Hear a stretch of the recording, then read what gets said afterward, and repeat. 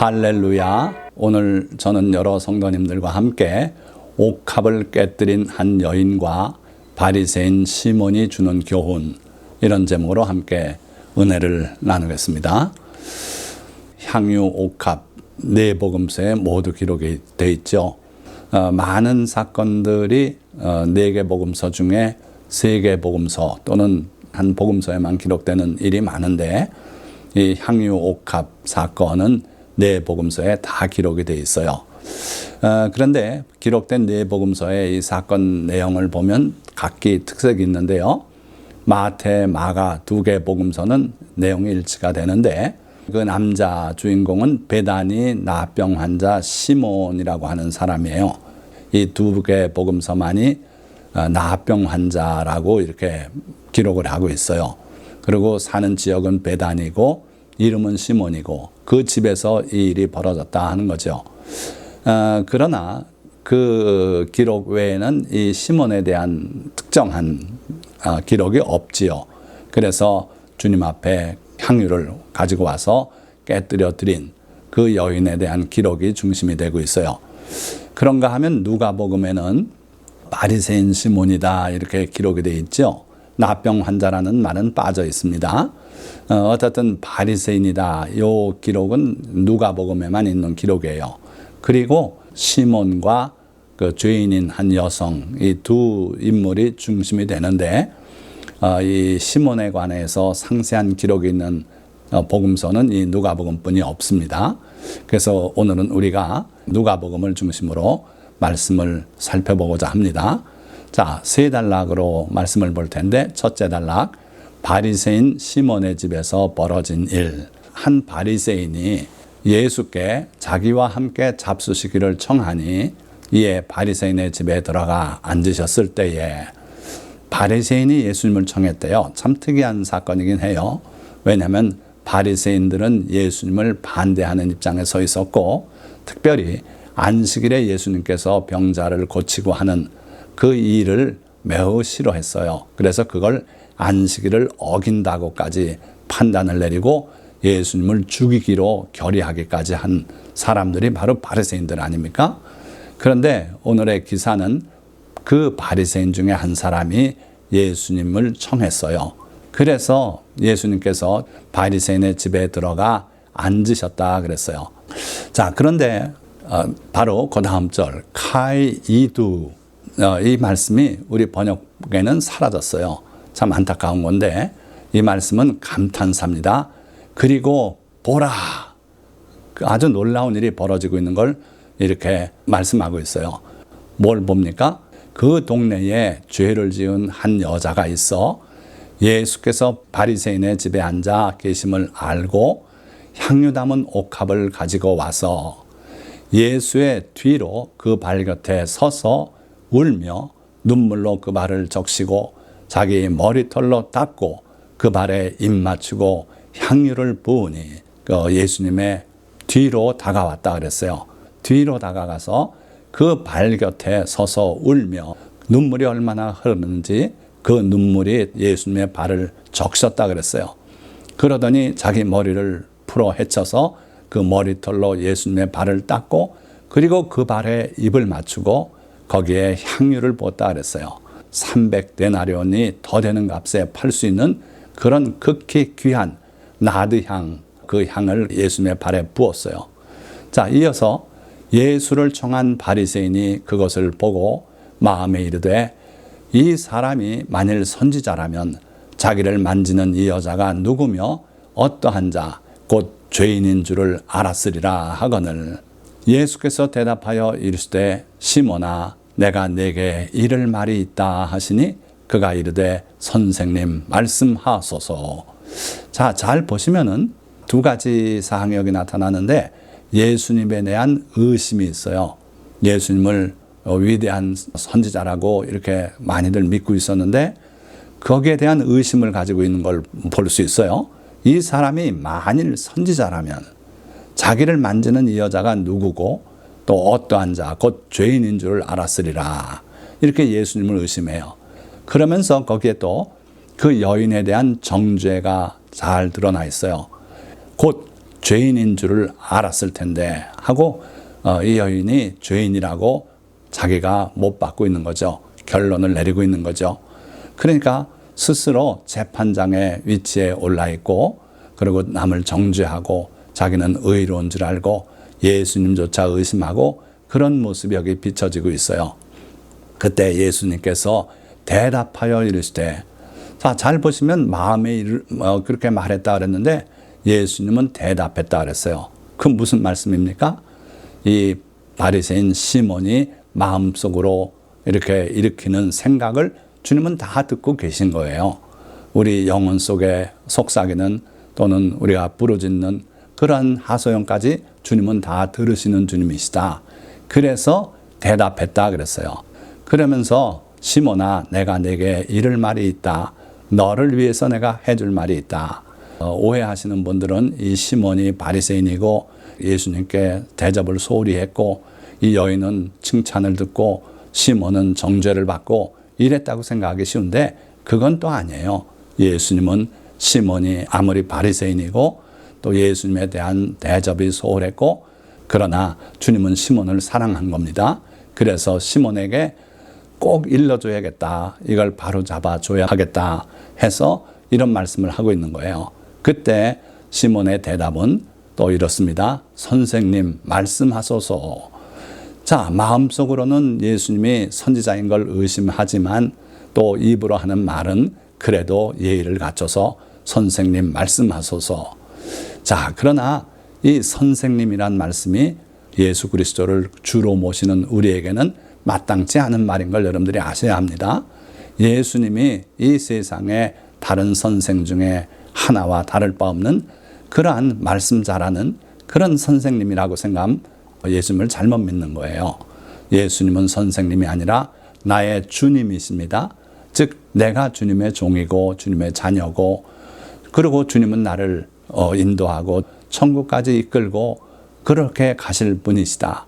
또한 주님은 구세주라고 했어요. 세상 누구든지 구원하실 그런 분이다.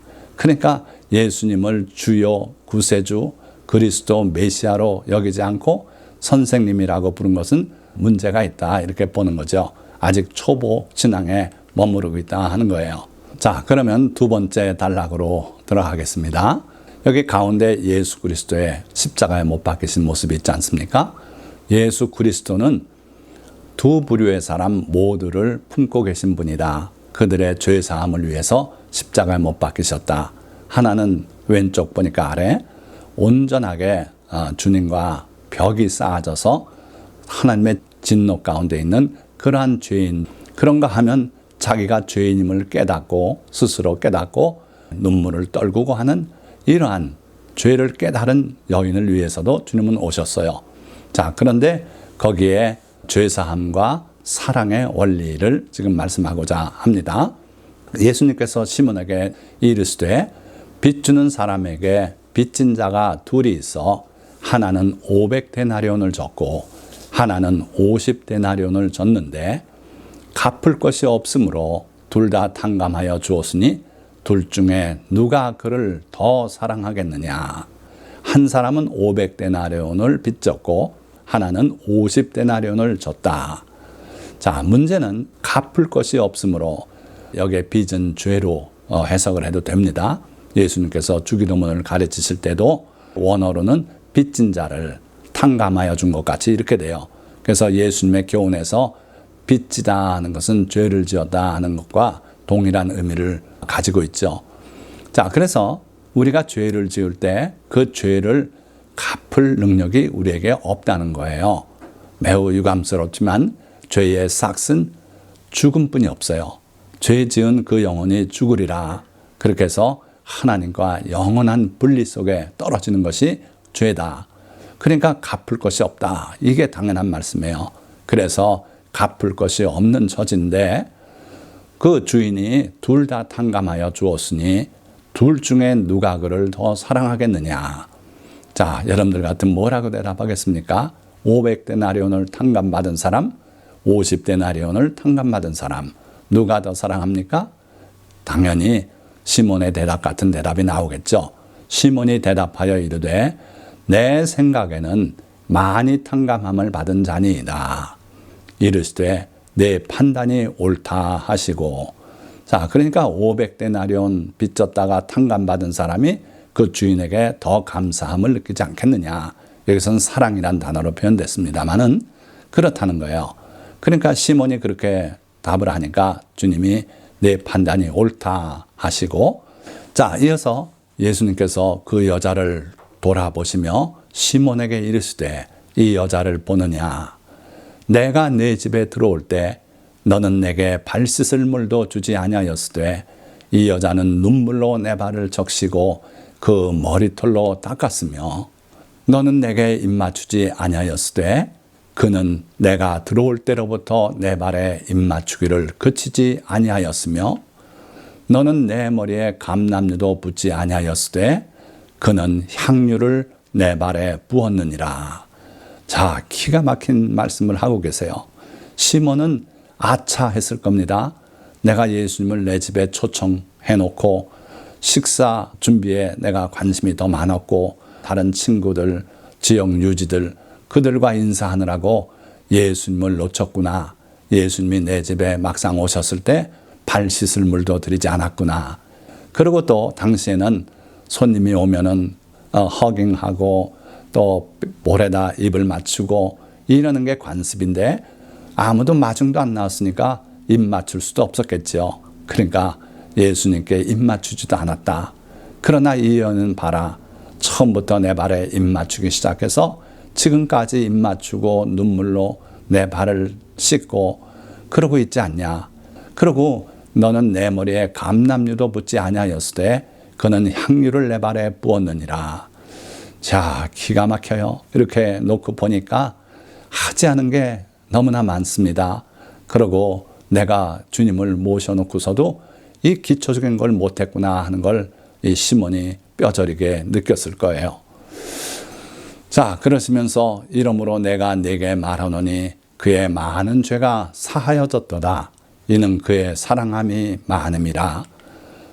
자, 여기에 사랑함과 죄사함의 관계를 주님이 말씀하고 있는데 이 성경의 해석이 굉장히 어려운 부분입니다. 왜냐하면 우리가 주님을 많이 사랑하고 주님께 헌금도 많이 드리고 뭐 봉사를 많이 하고 그러면 그것 때문에 큰 죄가 사함받는 것이냐, 아니면 큰 죄가 사함받았기 때문에 내가 주님의 그 사랑에 감격해서 주님 앞에 헌금도 드리고 봉사도 하고 그렇게 주님을 사랑하는 것인가? 어떻게 생각합니까, 여러분들? 자, 요 뒷말씀을 마주 보고 생각해 보세요. 사함을 받은 일이 적은 자는 적게 사랑하느니라. 자, 이 말씀 보니까 아하, 주님께 사함받은 그 일이 크면은 주님을 크게 사랑하고 주님께 사함받은 일이 적으면 적게 사랑하겠구나. 그런 결론이 여기 나오지 않습니까? 주님이 아까 시몬에게 물은 말씀도 그거예요. 많이 탕감받은 자가 많이 사랑하겠다. 그 말이 옳다 그러셨잖아요. 그러니까 큰 결론은 그렇습니다. 그러나 또 그 앞에 말씀 보니까 내가 내게 말하노니 그의 많은 죄가 사하여졌도다. 이는 그의 사랑함이 많음이라. 거꾸로 돼 있어요. 그의 사랑함이 많기 때문에 그의 많은 죄가 사해졌다. 그러니까 일반적으로는 우리가 주님께 받은 은혜가 크고 죄사함을 받은 그 일이 놀라워서 주님을 사랑하고 주님께 봉사하는 게 그게 일반적인 원리예요. 그러나 어떤 경우에는 주님을 너무 사랑을 하고 주님을 위해서 헌신하고 하는 걸 보고 주님께서 그의 구하지 않은 그 죄까지 사해 주시는 그러한 은혜도 있다 하는 거예요. 그러시고 이에 여자에게 이르시되 내 죄 사함을 받았느니라 하시니 함께 앉아있는 자들이 속으로 말하되 이가 누구이기에 죄도 사하는가 하더라. 이 바리새인뿐 아니라 그의 친구들 다 같은 바리새인들 아니었겠습니까? 그 사람들이 속으로 또 동일한 생각을 하는 거예요. 이가 누구이기에 죄도 사하는가. 예수님에 대한 회의를 가지고 있고 불신을 가지고 있던 걸 속으로 드러내고 있는 거죠. 자, 이때 예수님께서 내 믿음이 너를 구원하였으니 평안히 가라 하시니라. 자, 그러면 마지막 세 번째 단락입니다. 자, 세 번째 단락의 핵심은 시몬의 문제점, 그리고 그 문제점이 우리에게는 없는가 한번 살펴보려는 겁니다. 저는 어려서 자라면서 아버님과 어머님의 그 신학적 논쟁을 늘 들으면서 살아왔어요. 아버님은 신학을 공부하시다가 마지막 학기에 그만두신 분이고, 어머님은 전혀 그렇지 못한 분인데도 속해 있는 교파가 달랐어요. 교단이. 우리 아버님은 장로교 출신이고 대대로 장로교 집안 몇 대째, 그리고 우리 어머님은 감리교 집안에서 자라나셨어요. 그런데 여러분들 아시는지 몰라도 장로교는 예정론을 바탕으로 신학이 정립이 되어 있습니다. 반면에 감리교는 자유의지론의 바탕을 하고 있어요. 그래서 장로교인들은 내가 구원받은 것은 하나님의 예정에 따라 하나님의 은혜로 구원받은 것이다. 그러니까 자랑할 게 없어요. 교만할 게 없어요. 하나님께 감사할 뿐이에요. 그러나 문제가 있는데, 구원받지 못하고 사는 사람들을 놓고 저자들은 구원을 받을 수 없는 그런 부류로 하나님이 정하셨다 이거예요. 그러니까 가서 전도할 필요가 없어요. 하나님이 이미 버린 자들이니 전도할 필요가 없죠. 그런가 하면 감리교는 자유의지론을 바탕으로 믿는데, 그 요한계시록에 예수님께서 볼지어다 내가 문 밖에 서서 두드리노니 누구든지 내 음성을 듣고 문을 열면 내가 그에게로 들어가서 그로 더불어 먹고 그는 나로 더불어 먹으리라. 자, 이 말씀을 봐라. 예수님은 누구든지 그의 바깥에서 문을 두드리고 계신다. 즉 우리 양심의 문을 두드리고 마음의 문을 두드려서 누구든지 그 문을 열고 예수님을 영접하면 구원받게 돼 있다. 자유의지로 구원이 결정되는 것이다. 자, 이렇게 주장하는 거예요. 여러분들 생각은 어떻습니까? 이 예정론과 자유의지론이 타협을 못하고 평행선으로 달려요. 기차, 그 레일처럼. 그러니까 매일 주일 아침이면 아버님과 어머님이, 매일은 아닙니다만은 자주 이런 논쟁을 하셨어요. 그래서 저는 자라면서 이게 신학이 이렇게 대립되고 타협을 할 수 없고 이런 게 신학이구나, 그런 생각을 갖게 됐어요. 자, 마찬가지로 시몬도 바리새인이었기 때문에 문제가 있었어요. 바리새인의 문제점이 곧 시몬의 문제점이었어요. 왜 그렇습니까? 우리가 알게 모르게 어떤 그 교파에서 자라서 우리의 신학적인 배경이 그게 되면 평생 가도록 그게 잘 안 바뀐다 하는 거예요. 자, 바리새인들은요, 대표적으로 남을 정죄하고 자기는 의롭다고 생각하는 그런 신앙을 가진 사람들이에요. 그래서 예수님께서 이렇게 가르치신 적 있잖아요. 바리새인은 서서 따로 기도하여 이르되 하나님이여, 나는 다른 사람들 곧 토색, 불의, 간음을 하는 자들과 같지 아니하고 이 세리와도 같지 아니함을 감사하나이다.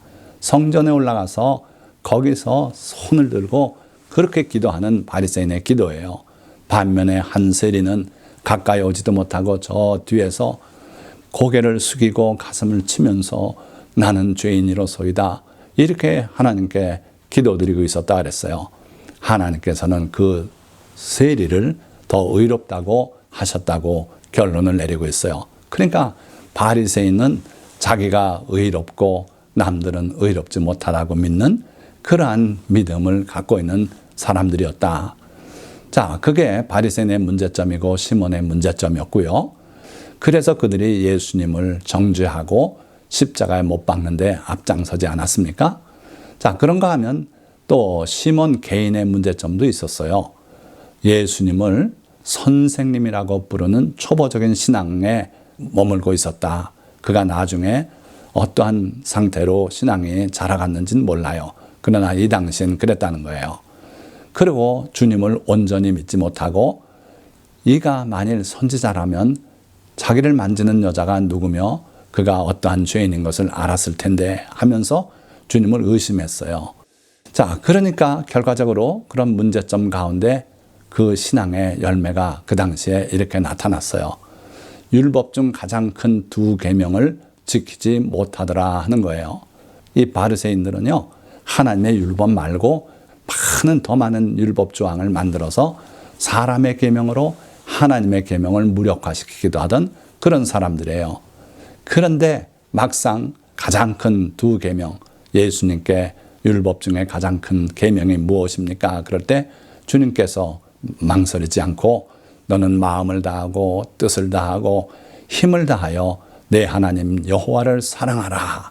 신명기 6장 5절의 말씀, 그 말씀을 인용하시고 또 둘째도 이와 같으니 내 이웃을 내 몸같이 사랑하라. 이 두 가지 계명이 모든 율법의 강령이다. 이렇게 말씀하지 않아요? 그런데 이 바리새인 시몬은 바로 그 계명 두 가지를 다 못 지켰어요. 왜 그런가 보세요. 주님을 모시는데도 주님에 대해서 해드려야 될 것들을 하나도 못한 거예요. 그러니까 내 주를 여호와 하나님 또 예수 그리스도를 다해서 마음을 다하고 뜻을 다하고 힘을 다해서 사랑하라 하셨는데 하나도 못했으니 주님의 계명을 어긴 거 아닙니까? 또 내 이웃 사랑하기를 내 자신같이 사랑하라. 그 말씀에도 불구하고 결국 시몬은 그 여인을 죄인이라고 그렇게 부르고 있잖아요. 그러니까 이웃을 용납하고 품고 사랑하라는 그 계명을 어기고 있는 거죠. 여러분들 계명이 하지 말라, 살인하지 말라, 간음하지 말라, 도둑질하지 말라. 다 그 원어를 보면 로 이렇게 돼 있어요. 그러니까 동사 앞에 로가 붙으면 히브리어는 그게 부정이에요. 반대. 하지 말라. 살인하라. 그 앞에 로만 붙이면 살인하지 말라. 간음하라. 말도 안 되는 말이지만 그 앞에 로가 붙으면 간음하지 말라가 되는 거예요. 그런데 계명, 10계명 중에 8계명은 로가 붙어 있는 계명이고 2계명, 안식일을 기억하여 거룩하게 지키라. 내 부모를 공경하라. 이 2계명만은 로가 없는 계명이에요. 그런데 이 로가 붙은 계명은 어기면 분명하게 어긴 게 되고 지키면 지킨 게 되는 거죠. 그런데 로가 없는 계명은요 한정이 없어요. 그러니까 내 하나님을 사랑하라, 내 이웃을 사랑하라, 내 부모를 공경하라. 여기에는 끝이 없어요. 열려 있는 그런 계명이에요. 그러나 그 계명도 하지 않을 때는 문제가 돼요. 어떤 문제가 되는가 보십시오. 야고보서 4장 17절에 보니까 그러므로 사람이 선을 행할 줄 알고도 행하지 아니하면 죄니라. 이게 선인데 하나님께서 노인 앞에 일어서라. 그렇게 말씀했어요. 그게 선이에요. 노인의 백발을 존중하고 노인의 앞에 오시면 당연히 일어서라는 거예요. 이게 하나님의 말씀이고 하나님의 뜻이고 율법입니다. 그런데 그게 옳은 줄 알고도 행하지 않고 노인이 오셨는데 아유 내가 고단한데 조는 척하고 지하철에 그냥 앉아있고 하면은 그거는 죄다 하는 거예요. 그러니까 로가 안 붙은 주님의 계명들 우리가 그것도 분명하게 지켜야 돼요.